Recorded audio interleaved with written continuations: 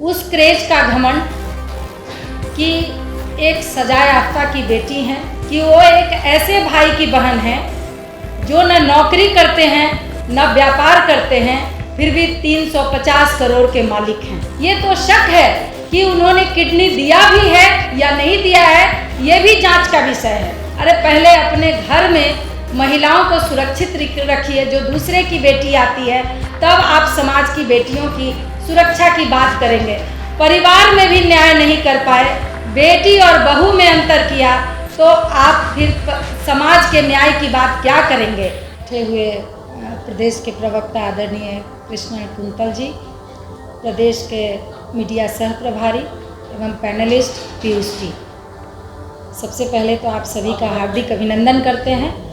आज हम सब आप सभी को आमंत्रित किए हैं कि सारण लोकसभा क्षेत्र के घोषित प्रत्याशी रोहिणी आचार्य जी को अपने क्रेज का घमंड हो गया है।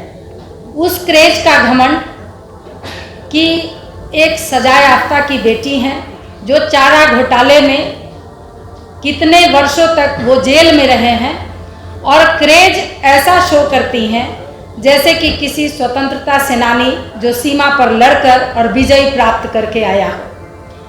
उनको इस बात का घमंड है और अपने को अपना क्रेज बहुत ज़्यादा बटोरने की कोशिश कर रही हैं कि वो एक ऐसे भाई की बहन है जो न नौकरी करते हैं न व्यापार करते हैं, फिर भी 350 करोड़ के मालिक हैं।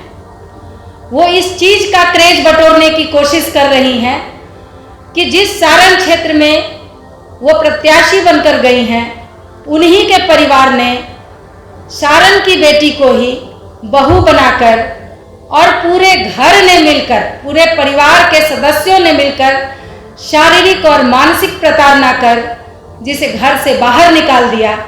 उसी सारण में लालू प्रसाद जी अपनी बेटी को स्थापित करना चाह रहे हैं, राजनीतिक रूप से इस क्रेज को बटोरने की कोशिश कर रही हैं।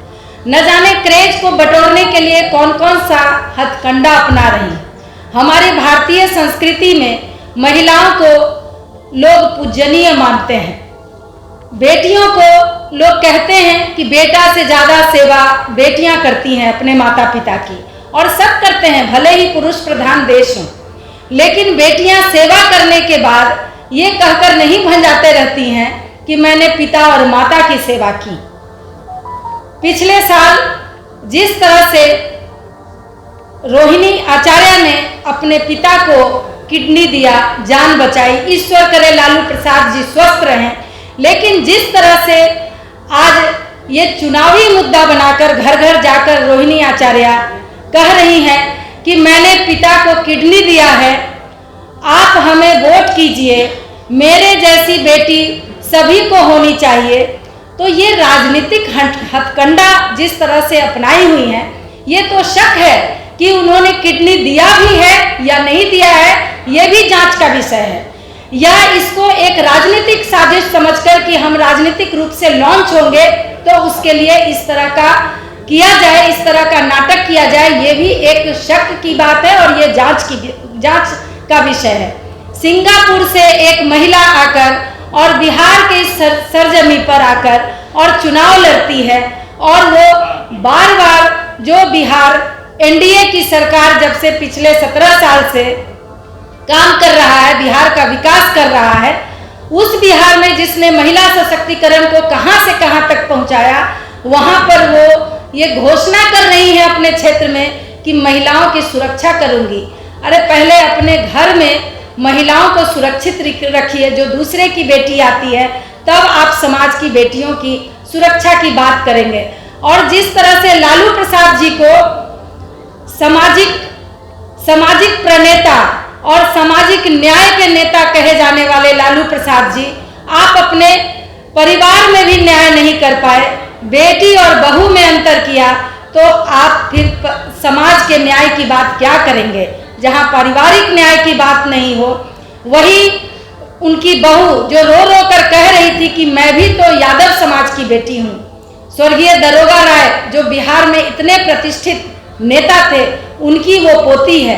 वैसी लड़की को भी इन लोगों ने घर से धक्के बाहर निकाल दिया और इन जालसाजों ने अपनी बेटी को उसी क्षेत्र में जाकर राजनीतिक रूप से स्थापित करने की कोशिश कर रहे हैं। सारण की बेटियां, सारण की बहुएं, सारण की माताएं इन लोगों के इस जालसाजी का और इस जिस तरह का नाटक ये लोग कर रहे हैं, इसका जवाब निश्चित रूप से सारण की जनता देगी।